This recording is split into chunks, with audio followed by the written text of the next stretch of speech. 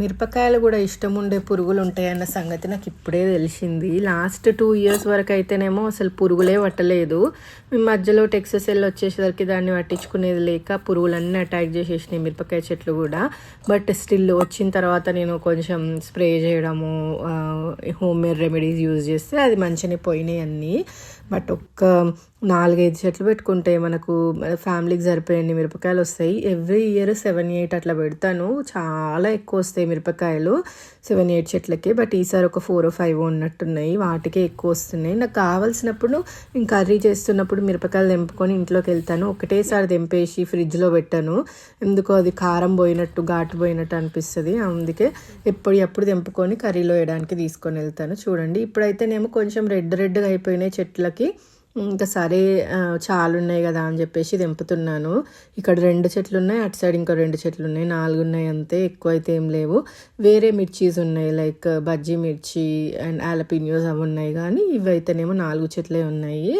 ఇంకా ఉన్నాయి అన్నీ తెంపేస్తున్నాను. ఇవి చాలా ఘాటుగా ఉంటాయి, మన ఇండియన్ చిల్లీస్ ఇవి. నేను సీడ్స్ కొనుక్కొచ్చి మరీ వేసిన, ఎందుకంటే నార్మల్గా వేరే చిల్లీస్ అన్నీ చూడ్డానికి బాగుంటాయి కానీ నాకు ఎందుకో అంత టేస్ట్ అదేదో ఘాటుగా కారంగా ఉన్నట్టు అనిపిస్తుంది. ఇవి అయితేనేమో పర్ఫెక్ట్గా ఉన్నట్టు అనిపిస్తుంది.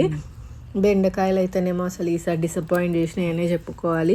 ఎవ్రీ ఇయర్ బుట్టలు బెండకాయలు వస్తాయి, బట్ ఈసారి ఏంటో అసలు బెండకాయలే రాలేదు. ఇప్పుడు సీజన్ అయిపోవడానికి వస్తుంది, అయినా సరే అసలు ఏమీ లేవు అన్నట్టే చెప్పుకోవాలి. వారానికి ఒక్కసారి కర్రీ చేస్తున్నానేమో బెండకాయలు అంతే. ముందైతేనేమో వారానికి 2-3 సార్లు సరిపోయేవి, అన్నీ వచ్చేవి బెండకాయలు. తినలేం బాబోయ్ అని లాగుండేవి.